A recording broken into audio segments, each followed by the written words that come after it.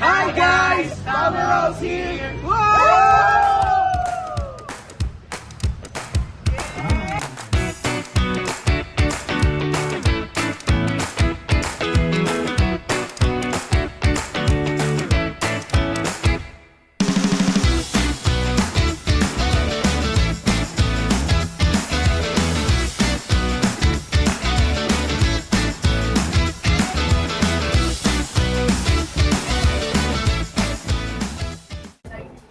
Hello Tama House, it's me Adrian from BSI Section 1 and I'm from Fab 3. So ngayon, tatanungin natin tong mga ka-members ko sa Fab 3 kung how to be a smart Tama Raw. So ngayon magsisimula muna tayo kay Kuya Cash. Kuya Cash, paano mo ba ginagawa yung how to be a smart Tama Raw? Ba, syempre, yung gusto mo maging smart Tama Raw, palagi ka mag-take notes sa klase. Isuot mo lahat ng sinusuot ng prof mo. At syempre, aralin mo rin ito pagkatapos. Kasi kapag simulat mo naman, di mo ibig sabihin na alam mo na yung content nun eh. Kailangan pa rin aralin. Di ba ma-apply din siya kahit sa ang course, MMA, Syempre, DSPA? ma-apply mo rin to sa lahat. So bigyan mo nga ako ng isang sample mo about how to be a smart Tama Raw. Ito, ngayon, nagiging smart Tama Raw ko kasi pina-practice ko yung programming. Kasi meron tayong programming competition next week eh, sa Rowell, ano? Midterms. Okay, Sir midterms. Rowell. So, ang ginagawa ng program na to is simple if-else lang naman to. Kapag nagligay ka ng number, sige, iaran natin to. Let's say, input a number, 5. So hindi siya nag-error, di ba? Kasi Hindi naman. Ito. Nilagay natin 5, so lalagay niya. And out niya, it's 5. Pero pag nilagay natin, lower than 5, let's say 4. Lower than 5. ito yung coding na ginawa nila. Ikaw Boss Cyrus, may tips and tricks ka ba kung paano maging isang smart Tama Raw? Ganon? Mag-code ka lang Pati sa code? Mag-code ka lang ng mag-code. When it comes to programming, mag-practice ka lang ng mag-practice ng code. Every semicolon matters kasi kapag kinulang ka ng isang semicolon, mag-error yan. Kunyari, alisin natin yung semicolon dito. Alisin natin yung semicolon Sa, dito. sin, Sa num. Pag niran natin yan, syempre, Mag-error siya. mag-error siya. Diba? Pero kapag binalik natin dito, binalik natin dyan, syempre, magraran yan. Ayan, di ba? Diba?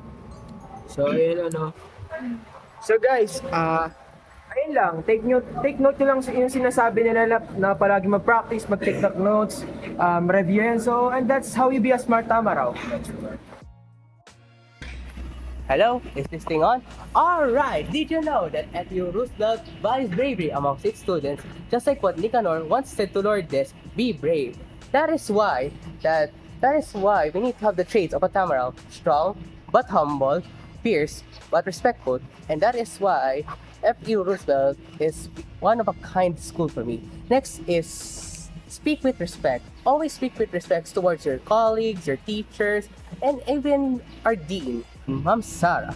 And next, we need to always strive for excellence because that is one moral value of a student. Okay, where's my partner? Ah, there you are. Boy! Another thing is, in FU rules, but is do not cheat, because if you cheat, you'll be disqualified. And another thing is, support your classmates, even in the darkest hours. Hi! What's up, Tamara? So, for today's video, nandito ngayon ang aking kakabalat na si Zoe Lugay. At habang minimake-upan ko siya, let's talk about the FAU Baseball Live! No, like guys, alam niyo ba na sobrang big deal ang 21st century skills?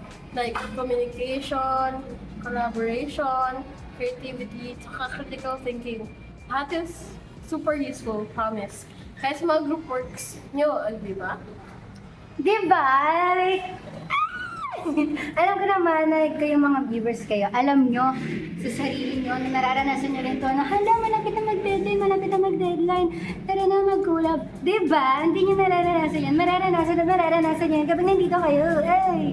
Dahil collab is key. And connects to FEU Roosevelt's mission and vision.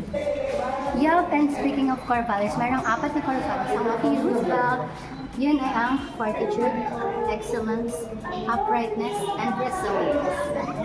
So when you say fortitude, it's about working hard. You know what I'm saying? Kasi, di ba, hard work beats talent if talent doesn't work. Okay, so next naman ay ang excellence. Excellence is about aiming high standards. Kasi, hindi pwedeng ganito lang standards na. Ba't gano'n? Diba? Lalo na kapag nag-aim tayo ng natin. Tapos, next naman is yung upright. Siyempre, para makamit natin yung excellence, we need to be fair and we need to have integrity. You know what I'm saying? You know what I'm saying? Yes, you know what I'm saying. Last ay ang resilience. Ito ay, it's all about bouncing back regardless of challenges.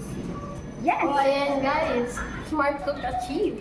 Yes, a smart look at you. So, thank you very much for watching and don't forget to like, share, subscribe, and click the notification bell for more updates. Don't forget to be brave and slay every day. Wala pa yung makeup niya. Wait, tingnan niya. I love it. Ang lakas maka, Kylie Jenner, Kendall Jenner. Bye! And thank you for watching, guys. Ako si Adrian. Ako si Guy. Ako Sam. Ako si JJ. At ako si Ali. Wait. Kasi yung cameraman. Hanggang sa muli. Bye!